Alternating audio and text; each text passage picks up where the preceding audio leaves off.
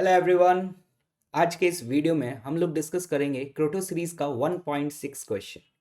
ये क्वेश्चन बेहद शानदार क्वेश्चंस में से एक है, क्योंकि इस क्वेश्चन को करने से काइनेमेटिक्स 1D के हमारे ग्राफ्स के कई सारे कॉन्सेप्ट्स भी क्लियर हो जाते हैं। क्योंकि अगर हम इस क्वेश्चन को ग्राफिकली अप्रोच करते हैं ना, तो हम अपने आंसर तक बहुत जल्द पहुंच जाते हैं। क्वेश्चन क्या है वो मैं आपको एक्सप्लेन करता हूँ, क्योंकि फर्स्ट ऑफ ऑल इस क्वेश्चन को समझ पाना ही अपने आप में फर्स्ट चैलेंजिंग स्टेप है। यहाँ पर आपके सामने दो स्टील बॉल है, जैसा कि क्वेश्चन में क्लियरली मेंशन है भाई, और falls freely on an elastic slab. एक इलास्टिक स्लैब है जिसके ऊपर दो बॉल को ड्रॉप किया गया है। पहली वाली बॉल को जिस हाइट से ड्रॉप किया गया ना भाई, वो 44 सेंटीमीटर है, और दूसरी वाली बॉल को जिस हाइट से ड्रॉप किया गया है वो है 11 centimetre. And this is the tau second after the first ball. ये जो टाउ सेकेंड्स है ना, ये टाउ सेकेंड्स क्या है, वो इंटरवल है जिस इंटरवल के बाद हमने सेकेंड बॉल को ड्रॉप किया है। अब देखिएगा क्वेश्चन की ये लाइन काफी इंपॉर्टेंट है। After the passage of the time tau the velocity of a ball coincide in magnitude and direction. कुछ टाइम इंटरवल के बाद एक ऐसा इवेंट आता है जिस इवेंट में दोनों बॉल की जो वेलोसिटीज है ना, वो सेम हो जाती हैं in magnitude as well as direction. तो हमसे यहाँ पे पूछा जा रहा है determine the time and the time interval during which the velocities of the two ball will be equal. मतलब आपके सामने यहाँ पे दो क्वेश्चन है। पहला तो वो टाइम इंटरवल बताना है जिस टाइम इंटरवल के लिए बोथ ऑफ द बॉल्स की जो वेलोसिटीज हैं वो सेम रहेंगी। और दूसरा सवाल आपसे यहाँ पे ये पूछा जा रहा है कि ये जो रिपीटेशन हो रहा होगा, ये रिपीटेशन किस टाइम इंटरवल के बाद हो रहा होगा। तो वो आपको टाइम इंटरवल यहाँ पे फाइंड आउट करना है। और यहाँ पे जैसा कि क्लियरली मेंशन है कि assuming that balls do not collide. एक बात बताइएगा, क्या आपको ये बात समझ आ रही है कि ये रिपीटेशन क्यों होगा? क्योंकि आप यहाँ ऑब्जर्व कर पा रहे हैं कि ये इलास्टिक स्लैब है, और इलास्टिक स्लैब से जब कोलिजन होगा तो वहां एनर्जी का लॉस नहीं होगा। तो ये जो मोशन है ना, ये रिपीटिव टाइप का मोशन होगा। ये मोशन बार बार रिपीट होता रहेगा, तो डेफिनेटली हर एक इंटरवल के बाद ये मोमेंट बार बार रिपीट हो रहा हो। आई होप कि अभी तक आपको सिचुएशन समझ में आई हो। जो अभी मैंने आपको एक्सप्लेन किया, इस सिचुएशन को हम यहाँ पे ड्रॉ करते हैं। देखिएगा भाई, बॉल वन को यहाँ से ड्रॉप किया गया। जिस हाइट से बॉल वन को ड्रॉप किया है वो हमें दी हुई है 44 सेंटीमीटर, और बॉल टू को जिस हाइट से ड्रॉप किया गया है वो हाइट हमें दी हुई है कितना, 11 centimetre. This is ball one and this is ball two. आपको जैसा कि डेटा देख करके समझ में आ रहा है कि अगर मैं 44 सेंटीमीटर हाइट को एच नॉट बोलता हूँ, तो डेफिनेटली ये वाली जो हाइट है ना, वो एच नॉट बाय 4 हो जाएगी। ठीक है, फ्री फॉल है, एक्सेलरेशन आप समझ पा रहे हैं, जी के बराबर होगा इन द डाउनवर्ड डायरेक्शन, और इनिशियल स्पीड्स भी बोथ ऑफ द बॉल्स की क्या है, 0 है। अगर आपसे मैं सबसे पहले ये सवाल पूछूं कि बॉल वन कितने टाइम के बाद इस सरफेस पे स्ट्राइक करेगा, क्या वो हम टाइम फाइंड आउट कर सकते हैं? Yes, by using a second equation of motion, S is equal to U T plus half A T square. तो यहाँ पर हम यूज करने जा रहे हैं second equation of motion, S is equal to U T plus half A T square. Displacement अगर आप ऑब्जर्व करें, डिस्प्लेसमेंट होगा minus H naught, initial speed 0 plus half A, acceleration will be minus G into T square. यहाँ से solve करने पर हमारे पास t का जो वैल्यू है वो आ जाता है 2h0 बाय जी। वैसे तो हमें ये रिजल्ट याद भी होता है, जब भी हम किसी चीज़ को ड्रॉप करते हैं तो उसका जो टाइम ऑफ जर्नी रहता है वो एक्चुअली में स्क्वायर रूट ऑफ 2h/g रहता है। मतलब हम ये कह सकते हैं पहली वाली बॉल इतने टाइम के बाद ग्राउंड सरफेस से स्ट्राइक करेगा। क्लियर है ये बात? मैं यहाँ पर आप ऑब्जर्व कर पा रहे होंगे कि अपवर्ड डायरेक्शन को पॉजिटिव कंसिडर करते हुए मैं यहाँ इक्वेशंस ऑफ मोशन लगा रहा हूँ। सिमिलर सिचुएशन अगर हम बॉल टू के लिए यूज करें, तो आप ऑब्जर्व कर पा रहे होंगे बॉल टू के लिए एच की वैल्यू ये एच नॉट बाय 4 हो जाएगी। अगर मैं बेटा इसे T1 कहता हूं, तो जब मैं बॉल टू के लिए लिखूंगा तो इसी सेम एनालॉजी से मैं यहां पे ये बोल सकता हूं square root of 2 into H naught divided by 4 divided by G. तो 1/4 स्क्वायर रूट से जैसे ही बाहर आएगा तो यहाँ पे हम ऑब्जर्व कर पा रहे होंगे this is 1/2 into square root of 2h0 by G. मतलब हम यहाँ पे ये लिख सकते हैं T1/2। बॉल वन जिस टाइम इंटरवल के बाद सरफेस से टकरा रहा है वो टाइम इंटरवल बॉल 1 के कंपैरिजन में हाफ आ रहा है। मतलब अगर बॉल 1 को टाइम t1 लगता है तो बॉल 2 को जो टाइम लगता है वो t1/2 लगता है। पहली बात तो हमें ये समझ में आ गई, ठीक है। साथ ही साथ यहाँ पर ये भी निकाल लेते हैं, आपको ये बात तो समझ आ रही होगी कि जब ये बॉल सरफेस से टकराएगी उस समय इसकी स्पीड मैक्सिमम होगी। तो सपोज पहले वाले बॉल की जो स्पीड है उसे मैं v1 कहता हूँ और दूसरे वाले बॉल की स्पीड को मैं अगर v2 कहता हूँ तो हम यहाँ v1 v2 की वैल्यूज लिख सकते हैं। आप समझ पा रहे होंगे v1 अगर मैं लिखना चाहता हूँ तो bye using a first equation of motion v बराबर u plus at, initial speed 0, acceleration minus g multiplied by t1।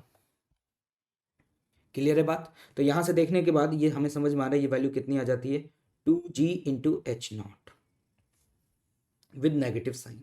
Negative sign आपको ये दिखा रहा है कि जो वेलोसिटी है वो डाउनवर्ड डायरेक्शन में। सिमिलरली अगर मैं सेकेंड वाली बॉडी की अगर मैं बात करूं तो सेकेंड वाली बॉडी के लिए initial speed 0 minus G into, जैसा कि यहाँ पे ऑब्जर्व कर पा रहे हैं जो उसका टाइम है दैट इज t2। तो ये वाली वैल्यू हमारे सामने क्या आती है square root of 2g into H naught by 4, जैसा कि हम ऑब्जर्व कर पा रहे हैं with negative sign 2g(h0) divided by 2। इसी बात को मैं ऐसे भी बोल सकता हूँ v1/2। जैसा कि देख करके समझ में आया जो टाइम में रिलेशन आ रहा है एग्जैक्टली वही रिलेशन यहाँ पे स्पीड में भी आ रहा है। सेकंड वाली बॉल की जो स्पीड होगी जस्ट बिफोर द इवेंट, मतलब कोलिजन से जस्ट पहले जो स्पीड होगी वो पहली वाली बॉल के कंपैरिजन में हाफ हो जाएगी। तो जैसे कि पहली वाली बॉल की स्पीड अगर हमने v1 कही थी तो सेकंड वाली बॉल की जो स्पीड है वो v1/2 हो जाएगी। यहां तक सारी सिचुएशन आपको क्लियर हो चुकी है। अब सिचुएशन ये है कि यहां इलास्टिक कोलिजन हुआ, टकराने के जस्ट बाद ये जो स्पीड है ये अभी अपवर्ड डायरेक्शन में v1 होगी और ये गिवन बॉल अभी अपवर्ड डायरेक्शन में मोशन करेगा और सिमिलरली जो बॉल 2 है उसकी स्पीड भी अपवर्ड डायरेक्शन में v2 होगी और ये मोशन बार बार रिपीट होगा। बॉल ऊपर जाएगा फिर नीचे आएगा, बॉल ऊपर जाएगा फिर नीचे आएगा। एनर्जी का कोई भी लॉस नहीं हो रहा है क्योंकि इलास्टिक स्लैब है और ये मोशन इसी तरीके से चलता रहेगा। अब हम क्वेश्चन पे वापस आते हैं कि हमें वो टाइम इंटरवल निकालना है जिस टाइम इंटरवल में in both of the balls की वेलोसिटी सेम हो जाए। तो यार ऐसा टाइम इंटरवल निकालने के लिए हम यहाँ पर क्या करते हैं ना, फर्स्ट ऑफ ऑल बॉल 1 और बॉल 2 के लिए वेलोसिटी वर्सेस टाइम का ग्राफ ड्रॉ करते हैं। अब ग्राफ आपको ये जानकर के थोड़ा सा अच्छा भी लगेगा कि ये ग्राफ मैंने यहाँ पर पहले से ही बना करके रखा हुआ है जिससे मैं यहाँ पे आपका टाइम सेव कर पाऊँ। अदरवाइज इस वीडियो सॉल्यूशन की जो लेंथ थी वो बहुत ज़्यादा हो जाती। मैं आपको ग्राफ को पूरा डिटेल में एक्सप्लेन करूंगा, लेकिन ये ग्राफ क्या है ये जरा ऑब्जर्व करिएगा। देखिए इस समय होपफुली आपने इस तरीके के ग्राफ इससे पहले देखे होंगे। ये बॉल 1 के लिए ये जो ग्राफ ड्रॉ किया गया बेटा ये बॉल 1 के लिए ड्रॉ किया जा रहा है। जैसे मैं स्टार्ट करता हूं t बराबर 0 से, आपको पता है कि t बराबर 0 पे जैसे ही बॉल को ड्रॉप किया जाएगा उस मोमेंट पे उसकी स्पीड 0 होगी, फिर वर्टिकली डाउनवर्ड डायरेक्शन में उसकी स्पीड बढ़ती चली जाएगी और ये vt ग्राफ जो है ना वो आपका स्ट्रेट लाइन बनेगा। ये स्ट्रेट लाइन क्यों बनेगा? क्योंकि हम जानते हैं कि slope of velocity time graph हमें एक्सेलरेशन देता है। तो यहाँ पर इस स्ट्रेट लाइन का जो स्लोप होगा वो एक्सेलरेशन के बराबर होगा और एक्सेलरेशन कांस्टेंट है इसलिए vt ग्राफ स्ट्रेट लाइन बनेगा। तो यहाँ पर जो वेलोसिटी है वो नेगेटिव डायरेक्शन में लीनियरली इंक्रीज करती चली जा रही है। जिस मोमेंट पे बॉल का कोलिजन होगा उस मोमेंट पे स्पीड मैक्सिमम होगी जो कि हम अभी कैलकुलेट कर चुके हैं। इसे मैंने यहां पे v1 से रिप्रेजेंट किया था जिसे मैं यहां पे v0 लिख रहा हूं। ओके, अब आप यहां पे ऑब्जर्व करेंगे कि यहां पे इस ग्राफ में डिसकंटिन्यूटी आ रही है। ये डिसकंटिन्यूटी क्यों आ रही है समझ पा रहे हैं? क्योंकि जस्ट बिफोर द कोलिजन उसकी स्पीड डाउनवर्ड डायरेक्शन में थी और जस्ट आफ्टर द कोलिजन उसकी स्पीड सडन एकदम से पॉजिटिव डायरेक्शन में हो गई और वो टाइम इंटरवल जिस टाइम इंटरवल के लिए वो गिवन बॉल उस इलास्टिक स्लैब के कांटेक्ट में रहेगा वो बहुत छोटा सा इंटरवल है। मतलब छोटे से इंटरवल में एक बहुत हाई इंपल्सिव फोर्स लगा जिसकी वजह से सडन तुरंत जो वेलोसिटी है वो नेगेटिव से पॉजिटिव हो गई। इसलिए आप यहां पे ऑब्जर्व करेंगे कि वेलोसिटी टी टाइम पर, टी वो टाइम है जिस टाइम पर बॉल 1 ग्राउंड से टकराया था जो कि हम ऑलरेडी कैलकुलेट कर चुके हैं। इसके बाद आप ऑब्जर्व करेंगे सडन वेलोसिटी पॉजिटिव होगी और अगेन फिर से जैसे जैसे ऊपर जाता जाएगा ये बॉल की स्पीड डिक्रीज करती चली जाएगी और टॉप एज पे जाकर के ये स्पीड फिर से 0 होगी और उसके बाद same graph as it is after the 2t graph, ये सेम ग्राफ फिर से रिपीट होने लग जाएगा और एग्जैक्टली यही मोशन बार बार रिपीट होता रहेगा। और आप ऑब्जर्व भी कर पा रहे होंगे कि हर 2t टाइम के बाद ये ग्राफ बार बार रिपीट हो रहा होगा। ये मैंने बॉल 1 का VT ग्राफ ड्रॉ किया है। आई होप कि आपको समझ में आ रहा होगा कि ऐसा VT ग्राफ क्यों बना है। स्ट्रेट लाइन क्योंकि एक्सेलरेशन कांस्टेंट है। दूसरा, जहां जहां पे डिसकंटिन्यूटी आ रही है, जहां जहां पर इस ग्राफ में डिसकंटिन्यूटी आ रही है, वहां वहां पर कोलिजन हो रहा है, वहां वहां पे सडन वेलोसिटी का डायरेक्शन चेंज हो रहा है, इसलिए डिसकंटिन्यूटी आ रही है। आपने यहां पे ऑब्जर्व किया t टाइम के बाद, फिर अगेन आप ऑब्जर्व करेंगे 3t टाइम के बाद, फिर अगेन आप ऑब्जर्व करेंगे 5t टाइम के बाद, फिर अगेन आप ऑब्जर्व करेंगे 7t टाइम के बाद। मतलब ये आप यहां पे अगर इसको टाइम इंटरवल को देखें 2t और इस टाइम इंटरवल को सपोज मैं यहां पे t डैश बोल देता हूं, तो इस ग्राफ का अगर आपसे कोई पूछे पीरियड क्या होगा, आई होप कि आप पीरियड के बारे में जानते होंगे। वो टाइम इंटरवल, जिस टाइम इंटरवल के बाद ये ग्राफ बार बार as it is same repeat हो रहा है, तो वो टाइम इंटरवल आपका टी डैश हो जाएगा and the T dash is 2t। और टी इंटरवल आप निकाल चुके हैं, टी आपके लिए इंटरवल बेटा ये वाला था। क्लियर है बात? ये मैंने बात करी किसके लिए? बॉल 1 के लिए। कुछ ऐसा ही सिमिलर पैटर्न का ग्राफ बॉल 2 के लिए भी बनेगा। बॉल 2 के लिए जो मैंने ग्राफ ड्रॉ किया है ना, वो आप देखिएगा, मैंने स्क्रीन पे पहले से ही ड्रॉ करके रखा हुआ है, जिससे मैं आपको पूरी एनर्जी के साथ एक्सप्लेन कर पाऊं। इन ग्राफ्स को समझना भी बहुत जरूरी है, क्योंकि जेई एडवांस में इवन आपसे सिर्फ वीटी ग्राफ के भी क्वेश्चंस पूछे गए और ओलंपियाड के पॉइंट ऑफ व्यू से भी ये क्वेश्चन काफी इंपॉर्टेंट बन जाता है, क्योंकि इस टाइप के ट्रेंडिंग क्वेश्चंस काफी ज्यादा INPHO जैसे एग्जाम्स में पूछे रहे हैं। येलो कलर का ग्राफ आई होप आप सभी को दिख रहा होगा, ये ग्राफ। लेकिन ये ग्राफ बेटा जो ड्रॉ किया गया है, ये ग्राफ बॉल 2 के लिए ड्रॉ किया गया। सिमिलर पैटर्न रहेगा, इनिशियल ड्रॉप किया है, इसके बाद इसकी स्पीड लीनियरली इंक्रीज करेगी, लेकिन इसकी जो मैक्सिमम वैल्यू होगी, ये वैल्यू अगर आप इसे V0 कह रहे हैं, तो ये वैल्यू यहां पर V0/2 होगी। ये हम ऑलरेडी अभी ऊपर कैलकुलेट करके आ चुके हैं। और यहां पर ये वाली जो वैल्यू है, ये वाली वैल्यू क्या होगी? Plus V0/2। और यहां पर आप ऑब्जर्व कर पा रहे होंगे कि इस ग्राफ का जो टाइम पीरियड ऑफ रिपीटिशन है वो डिफरेंट आएगा, क्योंकि अभी आपने ऊपर कैलकुलेट किया, यहां पर देखिए, चेक करिए, इसका टाइम ये आ रहा था हाफ, मतलब वो हाफ ऑफ द इंटरवल के बाद सरफेस से कोलाइड करता है। क्लियर है बात? पक्का? तो देखना, इसकी स्पीड डाउनवर्ड डायरेक्शन में लगातार इंक्रीज करती गई और t/2 टाइम के बाद, t ये इंटरवल था, इसके हाफ इंटरवल के बाद सडन इस ग्राफ में एकदम से डिसकंटिन्यूटी आएगी। डिसकंटिन्यूटी हाफ इंटरवल के बाद ही आ जाएगी, क्योंकि उसे टाइम अगर t लगा था तो इसका टाइम इंटरवल जो था वो t/2 था। और उसके बाद सडन यहां पर ये वेलोसिटी पॉजिटिव होगी, अगेन फिर से ये ग्राफ रिपीट होगा और फिर जहां जहां पे डिसकंटिन्यूटी आ रही है वही सेम पैटर्न फॉलो हो रहा है और इसी तरीके से ये ग्राफ रिपीट होता रहेगा। लेकिन इस ग्राफ का अगर आप ध्यान से देखें तो इसका जो टाइम पीरियड है, वो टाइम इंटरवल, आपका टाइम इंटरवल ये होगा और ये इंटरवल t/2 से 3t/2 है। t/2 से 3t/2 का मतलब ये इंटरवल आपका कितना हो गया? t हो गया। और इसका जो टाइम इंटरवल था वो 2t था, मतलब इसका जो टाइम इंटरवल है t, मतलब मैं यहां पर ये बोल सकता हूं कि ये टाइम इंटरवल पिछले वाले टाइम इंटरवल का हाफ है, दैट इज t/2। और ये रिपीटिशन अगेन अगेन हर t टाइम के बाद रिपीट इसी तरीके से पैटर्न फॉलो होता रहेगा। अब क्वेश्चन पे वापस लौट करके आ रहे हैं। अभी तक आपने ध्यान से देखा होगा कि मैंने पूरी एनर्जी अपनी इस ग्राफ को एक्सप्लेन करने में लगा दी है। अभी तक मैंने यहाँ पर क्वेश्चन के बारे में जिक्र नहीं किया है। अभी तक आप ये समझ लीजिए कि इन दोनों बॉल का हमने सेपरेट VT ग्राफ ड्रॉ कर लिया है और ये VT ग्राफ को देख करके समझ में आ रहा है एक और बात, ये वाली लाइन और ये वाली लाइंस आपस में पैरेलल होंगी। हो सकता है कि मैंने पर्टिकुलर उतना स्केल पे ना बनाया हो, इसलिए आपको शायद ये पैरेलल ना दिख रही हो, लेकिन ये दोनों लाइंस पैरेलल होंगी क्योंकि इनका स्लोप आपको एक्सेलरेशन देता है और बॉल 1 और बॉल 2 का जो एक्सेलरेशन है वो g है। इसलिए डेफिनेटली ग्राफ्स जो बने हैं, इन ग्राफ्स में ये ब्लू कलर की लाइंस और ये जो आपको येलो कलर्स की लाइंस दिखाई दे रही हैं, ये आपस में एक दूसरे के पैरेलल रहनी चाहिए। अब देखिए, आपको क्वेश्चन में ये मेंशन था कि टाउ इंटरवल के बाद दूसरी बॉल को ड्रॉप किया।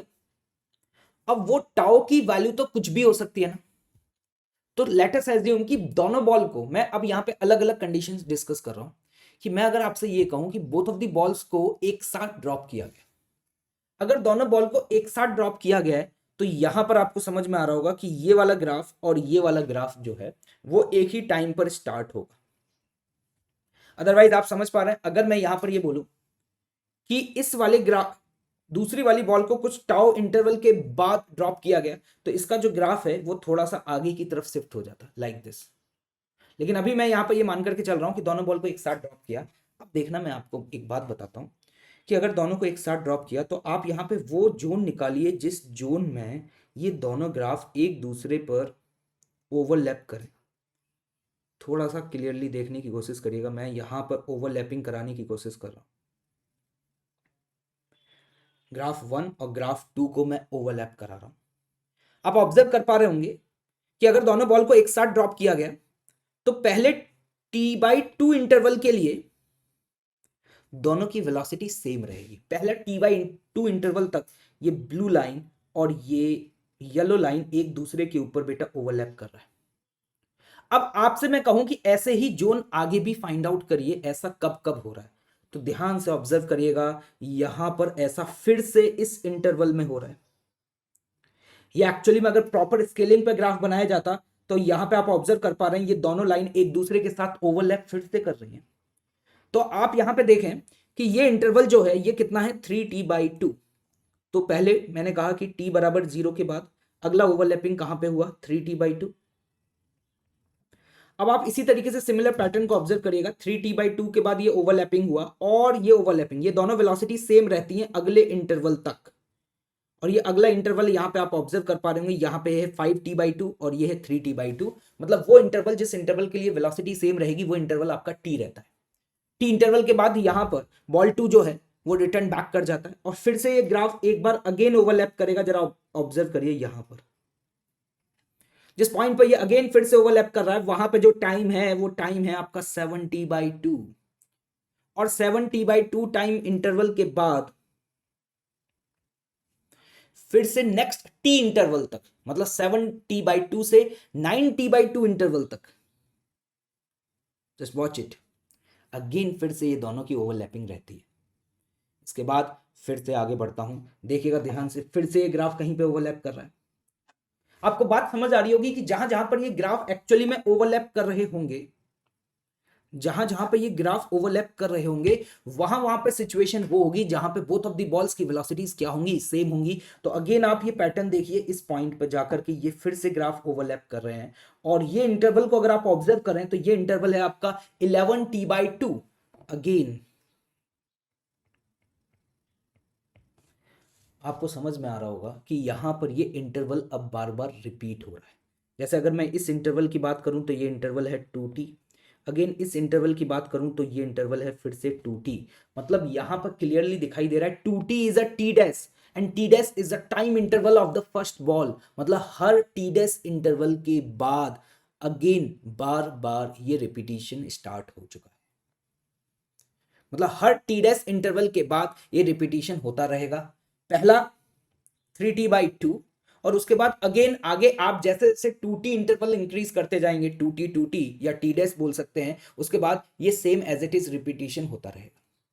तो यहां पर आपसे फर्स्ट ऑफ ऑल क्वेश्चन में यही पूछा गया था, अगर आपको याद हो, कि वो इंटरवल हमें फाइंड आउट करना था जिस इंटरवल के बाद ये रिपीटिशन हो रहा है। तो यहां से ये रिपीटिशन आपको आई होप समझ आ गया होगा। इसके बाद आगे देखिएगा, अब बात करते हैं इंटरवल की। वो इंटरवल जिस इंटरवल में वेलोसिटी सेम रहेगी, तो वो तो हमें देख करके ही क्लियरली समझ में आ रहा है कि जब ये ग्राफ ओवरलैप कर रहे हैं तो देखिए ये वाला जो कोऑर्डिनेट है ये है 3t/2 और ये वाला जो कोऑर्डिनेट है ना ये है आपका 5t/2। तो ये वो इंटरवल है 3t/2 से लेकर के कौन सा बेटे, 5t/2। This is that interval जिस इंटरवल में आपकी वेलोसिटी सेम है, दैट इज t। और t की वैल्यू हमें पता है, इसे लिख सकते हैं t डैश बाई 2। मतलब हर 2t इंटरवल के बाद वेलोसिटी सेम होती है और उसके बाद मतलब 2t मतलब टी डैश इंटरवल के बाद वेलोसिटी सेम होती है और उसके बाद next T dash by 2 interval तक सेम रहती है, फिर चेंज हो जाती है। यस और नो? ऑब्जर्व करिए, आराम से देखिए ग्राफ को, खुद से एक बार को ग्राफ को दोबारा से ड्रॉ करके देखेंगे तो डेफिनेटली आपको और बेहतर तरीके से क्लियरली समझ में आने लग जाएगा। ये मैंने कोशिश करी है कि ग्राफ्स को ओवरलैप करके आपको बेहतर तरीके से समझा पाऊँ यहाँ पर, और ये रिपीटिशन इसी तरीके से चलता रहेगा। यहाँ पे आपने एक बात ऑब्जर्व करी कि अभी मैंने ये एज्यूम किया था कि यहाँ पर बोथ ऑफ द बॉल्स को एक साथ रिलीज किया गया, that was the case number 1।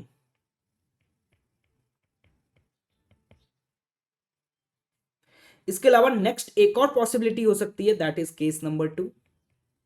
Next possibility क्या हो सकती है कि अगर आप सेकंड वाली बॉल को इस टाइम पर रिलीज नहीं करते लेकिन आप चाहते हैं कि ओवरलैपिंग हो, तो यहां पर ये ग्राफ देखिएगा दोबारा as it is same pattern का ग्राफ क्या यहां पर रिपीट हो रहा है, और ये इंटरवल है 2t। अगर आपको दोबारा से ओवरलैपिंग करानी है तो दूसरा वाला जो ग्राफ है आपके सामने, उस ग्राफ को आपको यहां से कितना शिफ्ट करना पड़ेगा, 2t, और उस 2t की वैल्यू जो है दैट इज t डैश। मतलब यहां पर केस नंबर 2 ये भी बन सकता है कि जो दूसरा वाला बॉल है उस दूसरे वाले बॉल को आप 2t इंटरवल के बाद रिलीज करें, या t डैश का इंटीग्रल मल्टीपल होना चाहिए। मतलब हम यहां पर ये कह सकते हैं कि जब हम सेकंड वाली बॉल को रिलीज कर रहे हैं, मतलब वो जो टाइम पूछा गया था, it should be the n multiplied by t1, और यहाँ पर n जो है ये इंटीजर है, मतलब 0 1 2 3 4, ये कोई भी वैल्यू हो सकती है। अगर इतने इंटरवल के बाद आप सेकंड बॉल को रिलीज करेंगे तो आई होप आपको समझ में आ रहा हो यहाँ पर कि उस समय पर ये कोइंसाइड कर जाएंगे। एक्चुअली इसको t1 नहीं बोलना चाहिए, यहाँ पर इसे हम t डैश लिख देते हैं, this is what, t dash. तो ये रिपीटिशन इसी तरीके से आगे भी कंटिन्यू रहेगा। क्लियर है? अगर आप इसे किसी भी टी डैश इंटरवल के बाद भी रिलीज करते हैं तो भी यहाँ पर ये ग्राफ जो हैं वो आपस में हर 2t इंटरवल के बाद, देखिए पहला रिपीटिशन जो हुआ है ना वो यहाँ पे हुआ है, ये अगर एक साथ ओवरलैप किया है तो ये इंटरवल कब तक रहता है, आप देखिए ये t/2 और t/2 के बाद दोबारा से 3t/2 पे हो रहा है, तो फिर से आप ऑब्जर्व कर पा रहे होंगे हर इंटरवल आपके सामने 2t ही निकल करके आ रहा है।